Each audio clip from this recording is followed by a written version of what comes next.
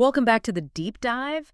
This is where we take the sources you provide and really dig in to find those surprising facts, those genuine insights that help you get truly well-informed. Yeah, absolutely. Today, we're plunging into the really remarkable career of a musician who, well, he isn't just playing the blues. He's living it, breathing it, and frankly, redefining it. Kevin Roosevelt Moore, who the world knows as Keb Mo. It's a really compelling journey we're about to get into because what's truly insightful here, I think, is how we can trace not just one musician's evolution, but a vital living connection to the whole tapestry of American music history. And it's all illuminated by the sources you've shared with us. This isn't just like a biographical sketch. It's more of a testament to how one artist can honor tradition while at the same time forging an entirely new path. Exactly. And our mission in this deep dive is really to go beyond just the surface level. We'll be sifting through the biographical milestones, his extensive discography, which crosses genres, by the way, some truly surprising collaborations, and even, his very specific equipment choices, his guitar. The tools of the trade. Yeah. We want to understand the threads that kind of weave together to make Keb Mo this singular contemporary blues legend. And maybe more importantly, why his influence stretches so profoundly across so many musical genres today. So for you, our listener, we're here to uncover those genuine aha moments, those insights that connect the dots of his remarkable career. Basically, giving you a shortcut to understanding an artist whose impact is probably far broader than you might initially assume. So let's dive right in. The man behind the moniker, early life and influences. Okay, so to really get Keb Mo today, we have to rewind a bit. Back to Kevin Roosevelt Moore's early life. He was born October 3rd, 1951, in South Los Angeles, California. Yeah, South L.A. Now, for a lot of people, the words blues musician, you immediately picture, what? The Mississippi Delta, right. Dusty roads, juke joints, that kind of distinctly Southern landscape. Sure, that's the stereotype. But here we have this artist deeply rooted in the blues whose formative years were actually spent, amidst the urban sprawl and the very diverse cultural currents of Southern California. Which is fascinating. It really is. This geographical origin, it offers this kind of counterpoint, a distinct contrast to the stereotypical birthplace of the blues. But it also sets the stage for his unique contribution. It shows how tradition can kind of transcend geography, especially when those family roots run deep. And that geographical nuance, right, coupled with his urban upbringing, it directly influenced how he got his iconic stage name, Keb Mo. It wasn't some, grand marketing plan from a record label. Not at first. Oh, really? It was actually coined by his original drummer, Quentin Denard. It was just a kind of casual, street talk abbreviation of Kevin Moore. Yeah, like a nickname. Exactly. Approachable, catchy, instantly memorable. And what's really insightful about Keb Mo, I think, is how it became more than just a nickname. It was this deliberate, though maybe organic rebranding. It let him shed any sort of lingering R&B associations from his earlier days when he performed as Kevin Moore. Ah, okay, so it was a conscious shift. It seems like it, yeah. Yeah. To step firmly into the contemporary blues scene as an artist who felt both, deeply rooted but also refreshingly new. This was a really crucial move for an artist bridging traditions. Yeah. The name itself signaled this accessible modern take on a classic sound. Right. It instantly connected with audiences, but it also differentiated him from, say, the blues purists. It let him forge a distinct identity, a brand, really, that felt authentic to his style. Okay, so his West Coast birthplace is one interesting layer, but then his roots, they really anchor him, don't they? His parents were from Louisiana and Texas. Deep South roots. And they played an absolutely foundational role, immersing him in blues and gospel right from day one. This wasn't just like music playing in the background. It was a constant, rich, sonic environment. You have to think about the profound cultural, historical significance of blues and gospel music, especially for African-American communities. These genres are so much more than just entertainment. Oh, absolutely. They're living narratives, struggle, resilience, joy, faith, defiance, deeply woven into the fabric of American history and personal experience. Yeah. So for Keb Mo, this early exposure, it gave him this deep foundational understanding. It was like his musical mother tongue. It imbued him with this intrinsic feel for rhythm, melody, storytelling. It nurtured his talent so profoundly that, as you mentioned before, he became an accomplished guitarist by adolescence. Yeah, that's incredible. By his teens. It really makes you wonder, doesn't it, how much of an artist's unique voice is forged in those earliest childhood exposures, Hmm. and how much is, consciously cultivated later. Right. Nature versus nurture, almost. Kind of. For Keb Mo, it really seems to be this incredibly powerful synthesis of both, a bedrock of inherited tradition meeting his own personal exploration. That makes sense. And it's precisely that deep immersion, that family connection, that makes the description of him as a living link to the seminal Delta blues that traveled up the Mississippi River and across the expanse of America. So fitting. Yeah, I like that phrase, living link. He's not just replicating it, he's channeling it, reinterpreting it. When we talk about Delta blues, we're talking about its raw, authentic sound. Sparse instrumentation, maybe just solo acoustic guitar, powerful, unvarnished vocals, and its profound storytelling, often touching on hardship, love, the gritty realities of life. Keb Mo deeply embodies that spirit, but importantly, he doesn't just emulate it. Okay. He bridges this tradition with what's called a postmodern blues style, which basically means he takes that core Delta intensity and fearlessly infuses it with elements influenced by folk rock, jazz, pop, even country. Wow, that's quite a mix. It is. He incorporates, say, the melodic sensibilities of folk, the driving rhythms and incremental textures of rock, the improvisational richness of jazz, the catchy accessibility of pop, and the narrative lyricism you find in country. So you can actually hear those different elements in his songs. Absolutely. For instance, you hear the finger-picked precision and storytelling of folk music. You hear the groove and sophisticated chord changes, maybe from jazz. You even hear the slick productions sometimes found in contemporary pop in his arrangements. But it's all anchored by that undeniable blues sensibility. Got it. This blending, this fusion, is what makes him both a respectful inheritor and a genuine originator. And it ensures the blues stays relevant, stays vibrant for new generations. This transition from these deep roots to this really broad experimentation that truly sets the stage for the diverse musical journey he ended up taking. From calypso to contemporary blues, a diverse musical journey. It's genuinely surprising, though, when you learn his career didn't actually begin with, like, a guitar or harmonica. Kevin Moore started out playing steel drums. Steel drums. Wow. Yeah. In a calypso band, I mean, this is definitely not your typical blues origin story, right? Not at all. Calypso. It just highlights the truly expansive breadth of his early experiences. I mean, imagine the rhythmic complexities, the melodic interplay, the unique percussive textures he would have absorbed from playing calypso music. Yeah, that's a completely different rhythmic feel. Exactly. This foundational exposure to such different structures, it undoubtedly enriched his later blues fusion sound. Gave him a unique edge, maybe a broader musical vocabulary than many blues artists possess. Makes sense. So after his calypso days, he moved into the world of blues and backup bands, mostly through the 1970s and 80s, gradually honing his craft. But the intriguing part is, he actually started recording relatively early. He was just 21 years old. 21? Yeah, with Jefferson airplane violinist Papa John Creech. In an R&B group, actually. Papa John Creech. Okay, that's a name. Right. And he went on to appear on 4 of Creech's albums.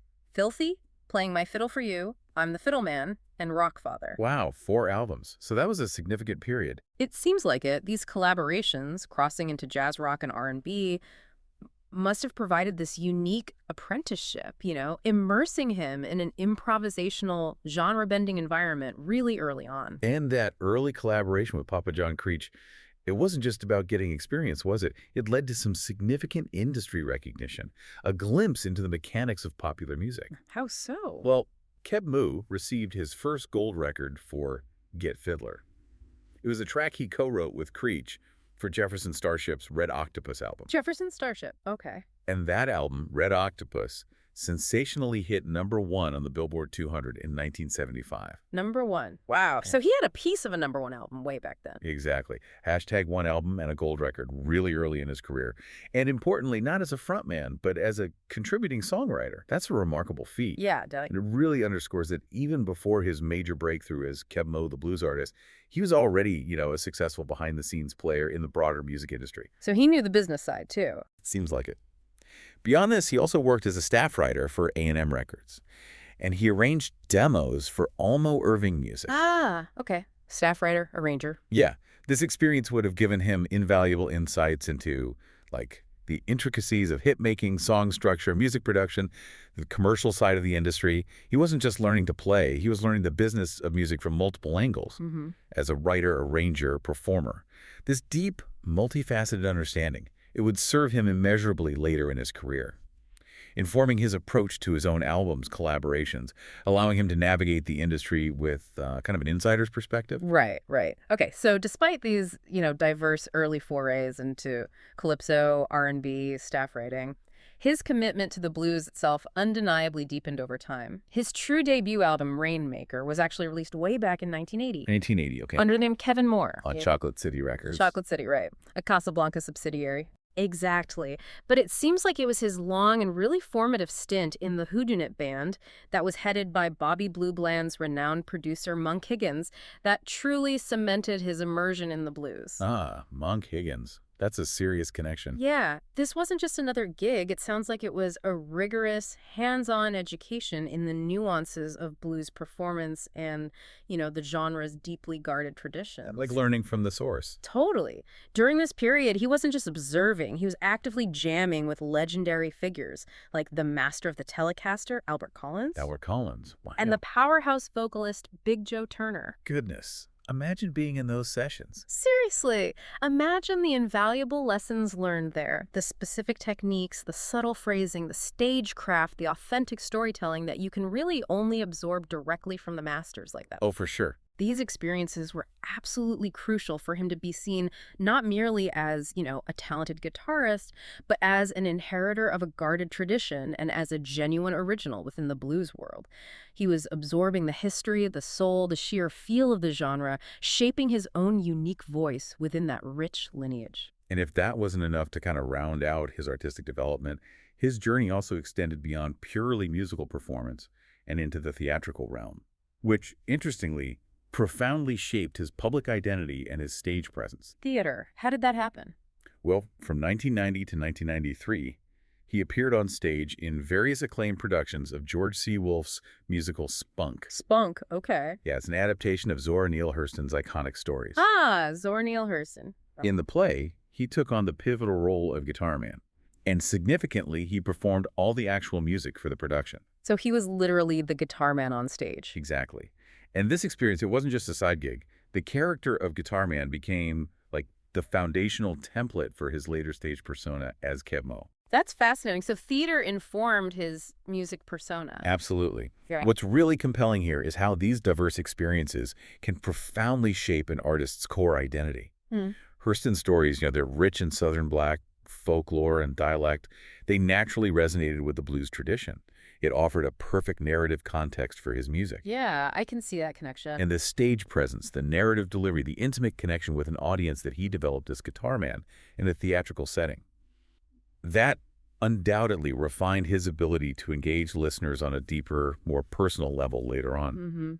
It wasn't just about playing notes. It was about embodying a character, telling a story, conveying emotion skills that became really intrinsic to his distinct performance style. It basically set the stage, literally, for his later success. Wow.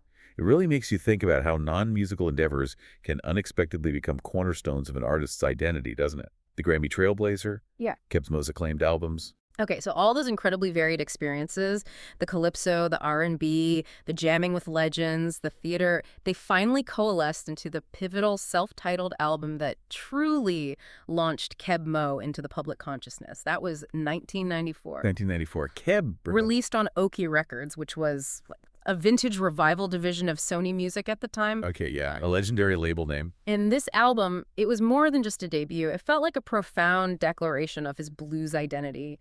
And it powerfully featured his interpretations of two Robert Johnson classics, Come On In My Kitchen and Kind-Hearted Woman Blues. Robert Johnson, going right to the source. Exactly. For those of you out there who really appreciate deep musical lineages, the art of reinterpretation, this was a clear moment. A new artist firmly planting himself within a vital tradition. And his own statement in the Martin Scorsese miniseries The Blues, where he explicitly says he was greatly influenced by Johnson, just underscores this connection. His versions, though, they weren't mere copies. No, they had his stamp. Yeah, he infused them with his warm, approachable vocal style, his clean, finger-picked guitar work. making them accessible to a contemporary audience while still retaining their raw emotional core. Right. It's also interesting that he was apparently spotted by Steve LeVere, who owns the publishing rights for the Robert Johnson catalog, at the Long Beach Blues Festival around that time. Ah, okay. So the connection was recognized. Seems like it. This isn't just about covering old songs. It's about channeling their spirit, ensuring their legacy, bringing them to a new generation through his unique lens. It really affirmed his place in the blues canon right from the start. And that pivotal self-titled album, it immediately set the stage for really rapid critical acclaim and widespread recognition. He followed up pretty quickly with Just Like You in 1996. His second album under the Keb Mo moniker. Just Like You, right? It featured 12 songs, still brimming with those distinctive Delta rhythms, but now maybe polished with a bit more of a contemporary sheen. Yeah. What truly stands out here is the immediate and significant critical recognition this album got. It won his first Grammy Award. Best Contemporary Blues Album in 1997. His first Grammy. Yeah. That quickly. Yeah. It wasn't just an award. It was a clear validation of his unique approach. That blend of traditional Delta sounds with his modern sensibilities, it was clearly resonating, powerfully, with critics and listeners alike. And beyond the awards, the album also featured guest appearances from some highly respected artists, Jackson Browne and Bonnie Raitt. Wow, Jackson Browne and Bonnie Raitt on his second album. That's huge. It really was. Their willingness to collaborate with him so early in his Keb Mo phase was a clear signal of his rising star power, the immense respect he already commanded within the industry. Yeah, that's serious validation. Imagine the artistic dialogue happening there. Bonnie Raitt, with her own deep blues and folk roots, and Jackson Browne, a singer-songwriter icon, lending their voices to an artist whose sound was both familiar and fresh. It was a clear breakthrough. Established a solid foundation for his subsequent work and showcased his ability to attract, top-tier talent right away. And the momentum just kept going, didn't it? Building impressively on that success. Slow Down, his next album, came out in 1998. Slow down, right? And it earned him a second Grammy Award for Best Contemporary Blues Album in 1999. Back-to-back Contemporary Blues Grammys. Exactly, which really demonstrated that his initial success was no fluke. He was consistently delivering high-quality, critically acclaimed work, cementing his position at the forefront of contemporary blues. This album also included Muddy Water, which was this beautiful, heartfelt tribute to the legendary Muddy Waters. Paying homage again. Yeah, showing his continued conscious effort to honor the blues giants who preceded him. His tribute really captured Muddy's deep, resonant spirit, but filtered it through Keb Mo's signature clean, more acoustic-leaning style. Nice touch. And what's more, Slow Down also featured a re-release of Rainmaker. Rainmaker, from his 1980 album. The very same track. From his 1980 debut album, which he'd released under his given name, Kevin Moore. Wow, bringing it full circle. Exactly. It wasn't just about winning awards. It felt like an artist consciously honoring his roots while masterfully evolving his sound, creating this full circle moment that powerfully connected his past musical identity with his present Grammy-winning persona. It was like a nod to his journey, a recognition of how far he'd come. That's really cool. So following this period of consistent blues-focused success, Keb Mo started to explore some new territories, really demonstrating his incredible versatility and broad appeal. Okay, where did he go next? His fourth album, The Door, came out in 2000, still exploring contemporary blues. But in the very same year, he surprised a lot of people by releasing Big Wide Grin. Big White Grin! Sounds different! It was a children's album. A children's album from Keb Mo. Yep. The album included many songs from Moore's own childhood, along with some newer children's songs and some by Moore himself. And a compelling aspect here is, what does it mean for a blues artist, right, deeply rooted in a traditional genre, to create a children's album and even appear on Sesame Street? He was on Sesame Street. He was. In 2001, performing Everybody Be Yourself with Kermit the Frog and some other Muppets. That's amazing. This move, it just speaks to a remarkable broad appeal.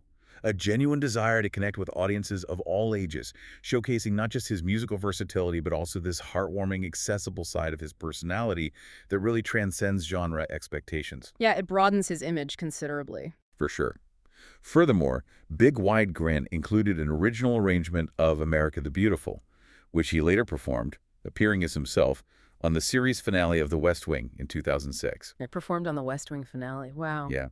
Performing America the Beautiful on a highly respected political drama like that, it lent significant resonance to his musical message. showcasing his reach into mainstream culture, even touching on political commentary, proving his music could resonate in really diverse contexts. Okay, so children's albums, Sesame Street, The West Wing, but he kept the blues Grammys coming too. Oh, yes. That broad appeal and consistent quality continued to lead to sustained success in his core genre as well. In 2004, Keep It Simple earned him his third Grammy for Best Contemporary Blues Album in 2005. Third one, wow. That's 3 Grammys in less than a decade, specifically for his blues work, a powerful testament to his undeniable impact and consistent artistry within the genre. And this wasn't just critical acclaim. His music was clearly resonating powerfully with audiences, translating into commercial success too. For instance, Suitcase, released in 2006. Suitcase, okay. It hit #1 on the U.S. Blues album chart, and it stayed there for an astonishing 22 weeks. 22 weeks at #1 on the blues chart. That's dominance. It really is. That kind of chart dominance within the blues genre underscores this remarkable connection with his fan base, a consistent quality that kept people coming back for more. It really highlights how he manages to be both critically acclaimed and incredibly popular, Yeah, that's a rare combination. especially for an artist working primarily in the blues. It demonstrates this masterful balance he strikes between tradition and accessibility. So the Grammy trail didn't end there. Not at all. He continued to impress with powerful collaborations and works that actively expanded genre boundaries. In 2017, he partnered with another living blues legend, Taj Mahal. Oh, wow. Keb Mo and Taj Mahal? TajMo, exactly. The joint album TajMo.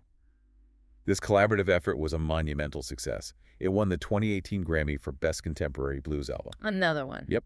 And the album was a star-studded affair, too. Guest appearances by Bonnie Raitt again, Joe Walsh, Sheila E., Liz Wright. Goodness. Quite the lineup. And it included both original compositions and covers from artists like John Mayer, even The Who. Covering The Who on a blues album. Well, their version of Squeezebox. It shows, these collaborations aren't just guest spots. They're significant artistic dialogues, expanding the very boundaries of blues and Americana, bringing new textures, new arrangements, new audiences to the genre, demonstrating how two masters can push each other creatively. Yeah, that sounds incredible. Then in 2019, he released Oklahoma, and this won the Grammy Award for Best Americana Album in 2020. Americana, not contemporary blues this time. Exactly, a notable shift. Moving from contemporary blues into the broader Americana category, it really showcased his increasing genre fluidity, his comfort in bridging various American roots music styles, from country folk to gospel-tinged ballads. So Oklahoma was more Americana-focused. It explored themes like personal resilience, environmental issues, the power of home, and it also featured contributions from Rosanne Cash, Jossie Velasquez, Robert Randolph, and a particularly poignant duet with his wife, Robbie Brooks Moore. Ah, nice. These later Grammys, especially the Americana one, they really cement his status not just as a blues artist, but as this widely respected figure across the entire spectrum of American roots music. Yeah, it paints a much broader picture. And beyond the studio, Keb Mo's presence, it extends across various media and platforms, reaching an even wider audience. Collaborations, screen appearances, and activism. The sheer volume and the diversity of Keb Mo's collaborations beyond his own albums, it's truly staggering when you lay it all out. It really is. It powerfully illustrates an artist who's just deeply respected across genres, eager to explore, eager to contribute, constantly seeking these new musical conversations. He doesn't seem walled off in one genre. Not at all. For instance, back in 1998, he appeared on German rock musician Peter Maffay's Begegnungen album, performing a new version of his own song, Am I Wrong? Peter Maffay, okay, international reach there. Yeah, showcasing his international appeal and versatility. Then in 2001, he not only performed this soulful rendition of I'm So Lonesome I Could Cry on the timeless Hank Williams tribute album, Classic song. but he was also credited as a producer on that album, which won the Grammy for Best Country Album. Producer credit on a Grammy-winning country album. That's significant. It's a huge nod to his production prowess, right? Yeah. Then he duetted with Amy Grant on Come Be With Me in 2004. Amy Grant, okay. Different audience again. Yeah, it became a modest pop radio success, introducing his voice to a broader Christian and adult contemporary audience. His work with fellow blues legends is equally impressive. He appeared on Buddy Guy's blistering version of Ain't No Sunshine in 2005. Buddy Guy, wow. And on Eric Clapton's Back Home album the same year, solidifying his peer status among blues royalty. Clapton, Guy, yeah, he's in that company. But his reach extends even further. He co-wrote the poignant hit song I Hope with the Dixie Chicks, now the Chicks in 2006. He co-wrote I Hope. I remember that song. Yeah, blending his roots sensibilities with mainstream country. That same year, he produced and collaborated with the New Orleans group The Subdudes on their album Behind the Levee. The Subdudes, right? Great band. He lent his distinct vocals to jazz bassist Marcus Miller on his albums Free in 2007 and Marcus in 2008. Marcus Miller. So straight up jazz context, too. Yeah, showcasing his ability to navigate complex jazz arrangements. And he contributed vocals and banjo to Otis Taylor's Recapturing the Banjo in 2008, delving into the instrument's African roots. And banjo, too. Okay, Renaissance man. You might have even caught him performing with Bonnie Raitt on Garrison Keillor's A Prairie Home Companion back in 2008. Ah, Prairie Home Companion. Live radio. Yeah, they performed No Getting Over You and There Ain't Nothing in Ramblin', proving his comfort in those live, unscripted settings. He co-wrote the theme song I See Love for the CBS sitcom Mike and Molly with Josh Kelly. The Mike and Molly theme? That was him? Co-wrote it, yeah. Provided electric guitar and co-wrote Diggin' in the Deep Blue Sea for David Bromberg's 2011 album Use Me, duetted most of all with the late, great B.J. Thomas in 2013. B.J. Thomas, wow. And more recently, in 2017, he covered Lord, I Hope This Day Is Good for a Don Williams tribute album. This list is just extensive. It's incredible. It really highlights how these collaborations aren't just, items on a resume. They introduce his distinctive sound to incredibly diverse new audiences and vice versa.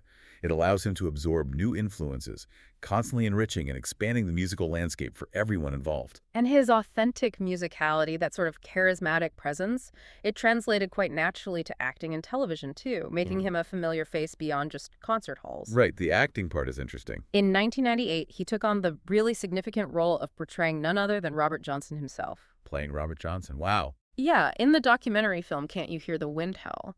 This was more than just an acting gig. It solidified his connection to blues history in this powerful visual medium, bringing his music and his reverence for the genre's foundational figures to broader mainstream audiences who might not have known his music otherwise. Yeah, that's a heavy role to take on. Definitely. He also had a recurring role as Isaac, the Angel of Music, in 3 episodes of the popular TV series Touched by an Angel. Touched by an Angel, I remember that show. Yeah, 1997, 1999, and 2002. And he played a different character, J.D. Winslow, in another episode in 2001. He often performed his own songs within those appearances. His music got featured, too. Mm-hmm. The 2003 movie Holes further introduced his music to a younger audience. They used a re-recorded version of Just Like You with slightly altered lyrics to fit the film's story. For the whole soundtrack. He also played this mischievous spirit character named Possum in John Sayles' critically acclaimed 2007 movie Honey Dripper. Honey Dripper, right. That film's steeped in blues lore. Exactly. His natural presence fit perfectly. Further displaying his versatility, Keb Mo provided additional music for Mike and Molly and co-wrote the opening music for another sitcom, Be Positive. Busy guy on TV soundtracks. Seems like it. He's also been a guest artist on the PBS concert series Bluegrass Underground and has even acted and performed in the Hallmark mystery movie series Signed, Sealed, Delivered. Hallmark movies, too. Okay. The real revelation here is just how these diverse roles allowed his music and authentic persona to reach mainstream audiences way beyond traditional music channels, creating this broader appreciation for his artistry that might surprise you. You might very well have seen him on screen without even realizing it was the same Grammy-winning blues artist. That's probably true for a lot of people. And his presence on iconic stages further cemented his status, didn't it? As a living legend, both nationally and internationally. Oh, absolutely. He performed at the prestigious Crossroads Guitar Festivals, both in 2010 and 2013. That's Eric Clapton's big festival, bringing together the world's greatest guitarists. Crossroads, yeah. Being invited there is a huge honor. And at those festivals, he played everything from intimate acoustic sets with fingerstyle legend Stefan Grossman. Stefan Grossman, wow. To electrifying sets alongside guitar titans like Vince Gill, Albert Lee, James Burton, Sheryl Crow, Booker T. Jones, Steve Cropper, Taj Mahal, even joining the grand finale jams with most of the performers. Just an incredible lineup of peers. But his influence reached even higher echelons. He performed at White House events, including in Performance at the White House, Red, White, and Blues in 2012. Performing at the White House, okay. And a celebration of American creativity in 2015, both hosted by President Barack Obama. Wow. These invites, they aren't merely performances, are they? They underscore his status as a national musical treasure, a representative of American culture and heritage on the highest stage. A cultural ambassador, in a way. Exactly. He also participated in significant tributes, honoring the iconic blues guitarist Hubert Sumlin in 2012, the Everly Brothers in 2014, and the gospel legend Mavis Staples in 2014, performing alongside these all-star lineups. Paying respects to the greats. And more recently, he headlined the legendary Glastonbury Festival in the UK in 2019. Glastonbury. That's massive. One of the world's largest music festivals. And the Mahindra Blues Festival in India in 2020, showcasing his truly global reach. These high-profile performances, they don't just highlight his incredible talent, they firmly place him among the pantheon of guitar legends and cultural icons. And beyond the notes and performances, Keb Mo has consistently demonstrated this profound commitment to using his platform for causes he believes in, embodying a deep sense of political activism and philanthropy. Right, he seems socially conscious. Very much so. In 2004, he actively participated in the politically motivated Vote for Change tour, performing alongside Bonnie Raitt and Jackson Browne, with whom he'd originally recorded the title track from Just Like You. Vote for Change, yeah, I remember that tour. It was a significant artistic response to the political climate of the time, and his involvement clearly aligned his music with a broader social message. He's also a committed part of the No Nukes group. No Nukes, like the concerts from the 70s. Kind of a continuation of that spirit, advocating against the expansion of nuclear power. In 2007, he contributed to a music video for a new version of the Buffalo Springfield protest classic, For What It's Worth, as part of their efforts.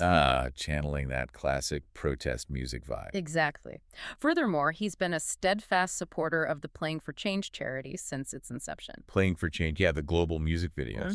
He appeared in one of their videos with Keith Richards, actually, and he generously donated 5% of the proceeds from his Bluey's Americana album to the organization. Playing for Change aims to inspire, connect, bring peace to the world through music. A mission that resonates deeply with the healing, unifying power often found in blues and folk. His engagement with political activism, with charity work, it isn't just about performance. It's about embodying the social consciousness that has always been a vital thread in blues and folk music. Great. It demonstrates an artist whose personal values imbue his music and public presence with deeper meaning, deeper resonance. It shows how an artist's commitment to social causes can truly amplify their musical message and impact their legacy beyond the stage. It reveals this holistic artist, deeply connected to his community and the world. The tools of the trade, Keb Mo's guitars and sound. Okay, so let's pivot now to something maybe more tangible but still deeply personal aspect of his craft. The instruments themselves, because they're so crucial to an artist's signature sound, right? Absolutely. The tools matter. Keb Mo used a fascinating variety of electric, acoustic, and resonator guitars, each contributing to his rich sonic palette. But one thing you might notice, if you've ever seen him perform or watched his videos, is his distinct preference for red guitars. Ah, yes, the red guitars. Yeah, he even states on his website, quote, "I have a history with red guitars. My first electric was a red guitar." Huh. A simple connection, but meaningful. It is. It's a simple detail, but it speaks volumes about the intensely personal connection artists often have with your instruments. Almost like they're extensions of their own voice, you know? This isn't just about aesthetics. That particular color, over time, it can become an iconic part of their stage presence, almost a visual extension of their musical identity, instantly recognizable. And it ties into his approachable persona, too, I think. Yeah, it's part of the Keb Mo brand, visually. Exactly. Perhaps you've noticed this signature splash of color in his performances, Yeah. and now you know the story behind that striking visual choice. And delving into the specifics of his electric guitars, it really highlights how his choices directly shape his unique sound. He primarily plays a red custom Fender Stratocaster. A Strat, okay.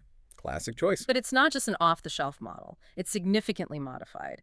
It features 2 single-coil pickups and 1 humbucker in the bridge position. The HSS configuration for versatility. Exactly.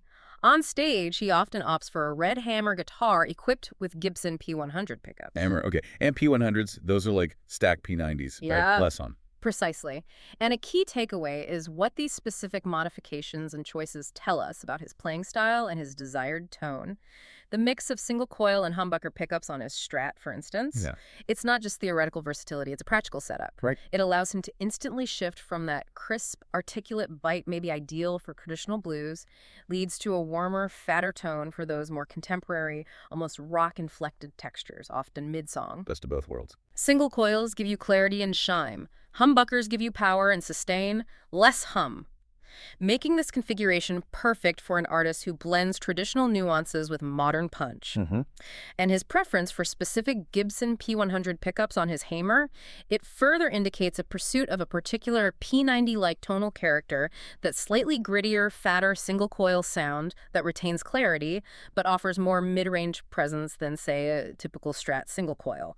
These are the tools that let him achieve that distinctive, genre-fluid, sonic fingerprint. It's clear that his guitars are way more than just tools for him. They're extensions of his musical self, each with its own story, its own history, which makes the next fact incredibly poignant. Oh, what's that? 2 of his beloved electric guitars were tragically lost in the devastating T-10 Nashville flood. Oh, no. The flood in Nashville, right? That was terrible. Yeah. He lost an Epiphone Sheraton and a Dane Electro Selectomatic. Ouch. A Sheridan and a Dano, both cool guitars. This wasn't just a material loss of instruments, It was a profound loss of personal history, of trusted companions that had been with him through countless performances, songwriting sessions, career milestones. Absolutely. You get attached to those instruments. Imagine the unique sound, the familiar feel, the years of stories embedded in those particular instruments, now just gone. I can only imagine the emotional impact of that loss. It extends far beyond just the material aspect of replacing gear. For sure. It's a gut-wrenching experience for any musician. A poignant reminder of the vulnerability, even for celebrated artists, to natural disasters and the deep, often untold stories and sentimental value embedded in their equipment. Definitely puts things in perspective. Indeed. And while the electric guitars contribute significantly to his versatility, the other side of his sound, absolutely crucial for his deep blues roots, comes from his array of acoustic and resonator guitars. Right, the resonators are key for that delta sound. Absolutely key. He owns a variety of these, each serving a distinct purpose in his sonic palette. This includes a Gibson Artist Model Acoustic, a custom guitar made for him by James Goodall, known for exquisite craftsmanship. Goodall makes beautiful guitars. A National Style End Resonator and a National Resurrocket. Nationals, the classic resonator brand. But there's also a particularly unique instrument that stands out. A Gibson ES 335 shaped resonator. A 335 resonator, that sounds unusual. It is. With a P90 pickup, he apparently purchased it in a Nashville club and later had it meticulously repaired. Wow, that's a unique piece. And this contextualizes his Delta blues roots perfectly. The resonator guitars are absolutely crucial for that distinctive, metallic, often raw and piercing sound that is so strongly associated with early blues, particularly when played with a slide. That unmistakable sound. The conical or biscuit-style resonator cones inside these guitars, they project sound with this unique intensity, sustain, and bite that's just incomparable to a standard acoustic. His use of these demonstrates his profound commitment to that rich tradition, even as he innovates with electric sounds and genre fusions. Right. He keeps that traditional element alive. The fact that he owns such specific models and even had a unique resonator like that ES335 shaped one repaired, it further underscores his dedication to crafting his distinctive voice through these specialized tools. It shows a musician who understands that the instrument is an extension of the soul, and that every detail contributes to the story his music tells. Yeah. So we've really explored his entire journey, haven't we? From his formative roots and diverse experiences to his Grammy-winning albums, his collaborations, the very instruments that bring his distinctive sound to life. It paints a comprehensive and, I think, pretty nuanced picture of his artistry. So what does this all really mean? We've journeyed from Kevin Roosevelt Moore's early musical immersion in things like calypso and R&B, through his deep dive into the heart of Delta blues, to his reign as a multi-Grammy-winning artist who just effortlessly blends genres and connects with audiences across the globe. Yeah. We've seen him as a songwriter, a producer, an actor, even an activist. It's quite a career. What's truly fascinating about Keb Mo, I think, is his remarkable ability to maintain that living link to foundational blues. that raw, authentic storytelling tradition, while simultaneously embracing modern sounds, powerful collaborations, and even acting roles that bring his authentic persona to wider audiences. Hmm. He genuinely embodies an evolving definition of what a blues musician can be in the 21st century, an artist deeply rooted yet constantly expanding his artistic, social, and cultural reach. He reminds us that tradition isn't static, it's a vibrant, living thing that thrives through innovation. Well said. We hope this deep dive has given you, our listener, a newfound appreciation for the rich, intricate tapestry of Keb Mo's career. Full of surprising facts and those aha moments about his influences, his craft, and his truly incredible body of work. It's really a testament to how an artist's journey is often far more complex and maybe more rewarding than meets the eye. And this raises, I think, an important question for you to ponder. In an era of increasingly blurred musical lines, rapidly changing tastes, how do artists like Keb Mo not just preserve a tradition, but actively redefine it for future generations? How do they ensure its continued relevance, its vibrancy, without sacrificing its soul? What does it actually take to be both a guardian and a pioneer? That's a great thought to leave people with. Thank you for joining us on this deep dive. Until next time, keep exploring.